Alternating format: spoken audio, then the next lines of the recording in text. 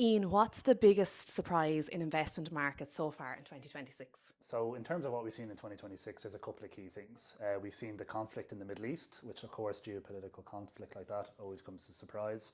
But equally we saw the reaction of oil to that conflict. But then the likes of gold actually was a bit flat to down on the back of the conflict. That's a little bit of a surprise. We've seen enduring strength in the stock market, not so much a surprise per se, but AI and the narrative around it continues to drive markets higher.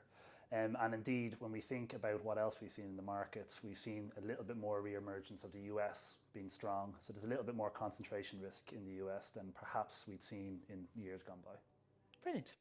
As we look ahead to the second half of the year, what key trends or developments should investors be keeping an eye on? So there'll be three key trends to keep an eye on in the second half of the year. Firstly, we've got geopolitics. So we're seeing, as it stands today in the middle of June, I suppose some sort of resolution of the conflict in the Middle East. But we also have to keep a bit of an eye on the US midterm elections in November, where we see the House of Congress and the Senate change. We're going to see some new people join the houses and what that might mean for the US administration and indeed its agenda.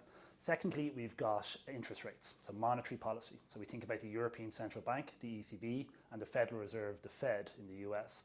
What way they're going to do interest rate policy in the second half of the year. Will we see higher rates? Will we not? Very, very key points. And then thirdly, we've got earnings. So always remember, when you invest in the stock market, you're looking to see return through the profits that companies make.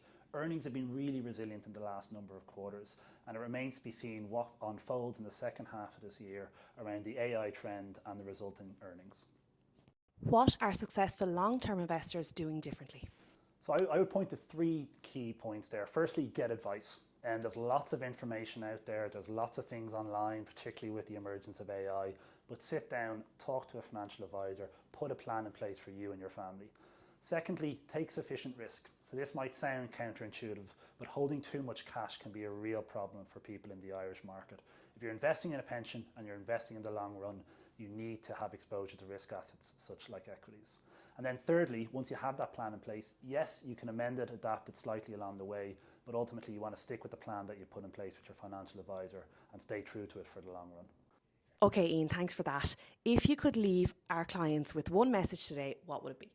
Yeah, make sure you're availing of the opportunities you have. So when you're thinking about your pension, are you putting as much away as you can as possible in terms of getting that tax relief, but equally getting that compounding return that we always talk about? If you've got a family, are they protected? Have you thought about the implications of something happening there? But equally, if you're trying to pass wealth to other people and things like that. So it's sticking with those key core principles, but ensuring that you're availing of all the opportunities you have to make sure yourself and your loved ones are taken care of. Lovely. Thanks, Ian.